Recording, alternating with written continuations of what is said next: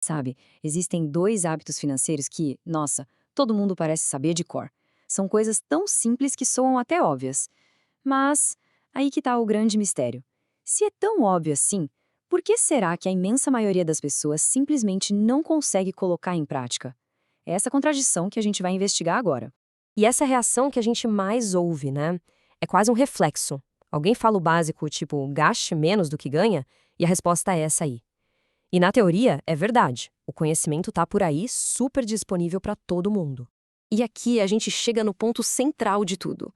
Se a informação é tão conhecida, por que a prática é tão rara? Existe um abismo, um buraco enorme entre saber o que precisa ser feito e, bom, de fato fazer. Vamos tentar entender o porquê. Ok, vamos mergulhar nisso de cabeça. É o que a gente pode chamar de paradoxo do óbvio. É aqui que a gente começa a entender não só o que acontece, mas por que um conhecimento tão básico não se transforma em ação. Parece simples, mas a psicologia por trás disso é fascinante e as consequências, essas são bem reais.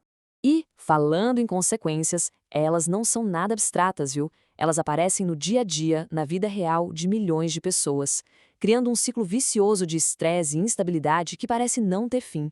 Viver sempre ali na conta-gotas, gastando cada centavo que entra, gera uma apreensão que não vai embora. É aquela preocupação constante com a fatura do cartão que está para chegar, com as parcelas que não param de se acumular. É uma vida financeira sem um pingo de paz. E aqui o problema fica claro, cristalino. Olha só esse número, 67%. Segundo uma pesquisa do Datafolha, essa é a fatia de brasileiros que não tem nenhuma reserva financeira para emergências. Isso é muito mais que uma estatística, gente. É um sinal de alerta de que a maioria de nós está vivendo perigosamente perto do abismo. E esse exemplo ilustra perfeitamente a situação. Sem nenhuma reserva, um imprevisto bobo, uma coisa comum do dia a dia, como um chuveiro que queima, vira um problema gigantesco. Qual a solução imediata para muita gente? Empréstimo, cheque especial, rotativo do cartão. E é assim que o ciclo da dívida começa. Essa realidade pode parecer bem desanimadora, eu sei, mas a boa notícia é que ela não é uma sentença definitiva. A saída existe e ela se baseia em dois hábitos muito simples, mas incrivelmente poderosos, que quando a gente junta os dois, podem quebrar esse ciclo e construir um futuro com muito mais segurança.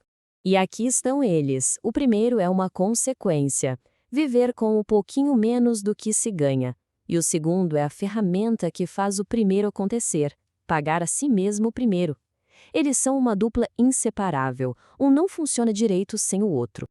Então, vamos focar na ferramenta que é o hábito que realmente vira o jogo: pagar a si mesmo primeiro. E aqui está o pulo do gato, o momento da virada de chave. Isso não tem nada a ver com o que sobra no fim do mês. É um sistema, uma mudança de mentalidade sobre como o dinheiro é gerenciado desde o momento em que ele chega. A definição é exatamente essa. A poupança sai daquela categoria de se sobrar, eu guardo, e entra na lista de contas fixas. Ela vira a primeira, a mais importante conta a ser paga. Pense nela como um boleto para o próprio futuro. Para a gente visualizar isso melhor, vamos usar uma metáfora bem legal. Imagina que a renda mensal, seja qual for, é um fluxo de água, como um rio, que entra no reservatório todos os meses. E o grande objetivo é não deixar esse rio todo simplesmente passar e ir embora. A poupança é o estoque de água. É a parte do fluxo que a gente consegue reter, acumular. E é esse estoque que protege quando o fluxo diminui, ou pior, é interrompido por algum motivo. Então, o processo se inverte completamente. Assim que o fluxo da renda chega, a primeira atitude é desviar uma parte para construir o estoque. Só depois, com o que restou, é que se paga as contas, faz o mercado, se vive o mês. A ordem dos fatores aqui altera, e muito, o resultado. Vamos deixar isso ainda mais claro com um exemplo prático. Dá uma olhada na tabela. No jeito antigo, com uma renda de R$ 2.500, todo o valor está lá, disponível para gastar. E a gente sabe o que acontece, né? Geralmente, se gasta tudo. Agora, a virada de chave está no jeito novo. Ao separar R$ 200 logo de cara, o cérebro é reprogramado para operar com o que sobrou, R$ 2.300. É uma mudança de percepção que quase que automaticamente força a gente a viver um degrau abaixo da renda. Certo, mas por que todo esse esforço? Qual é o propósito imediato de construir esse tal estoque financeiro? É aqui que a mágica de verdade acontece. O ponto crucial é este: O primeiro e mais importante estoque que qualquer pessoa precisa ter é a famosa reserva de emergência. Ela é a fundação, sabe, o alicerce de toda a tranquilidade financeira que se pode ter. E os benefícios são diretos, imediatos. Ter uma reserva diminui aquela ansiedade constante, impede que um chuveiro queimado vire uma dívida e, talvez o mais importante de tudo, devolve a sensação de controle sobre a própria vida financeira. É sair do modo reativo de só apagar incêndio e passar para o modo proativo. Ok, tudo isso faz muito sentido. Mas a pergunta que não quer calar é: como começar? Vamos para a parte mais prática. O que dá para ser feito agora mesmo para iniciar essa mudança de rota? E a mensagem principal é essa, olha só. No comecinho, o valor que se consegue guardar é infinitamente menos importante do que o ato de guardar. O foco total tem que ser em criar o hábito, em tornar o pagar a si mesmo primeiro um gesto automático, que nem escovar os dentes.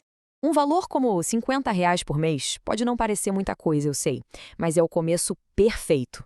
É uma quantia que geralmente não explode o orçamento, mas que serve como o treinamento ideal para fortalecer o músculo do hábito de poupar.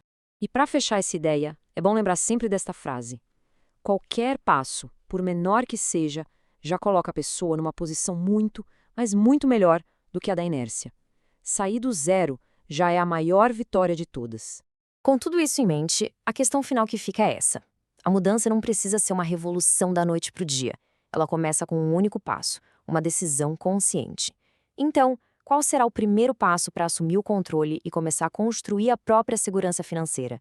A resposta a essa pergunta pode mudar absolutamente tudo.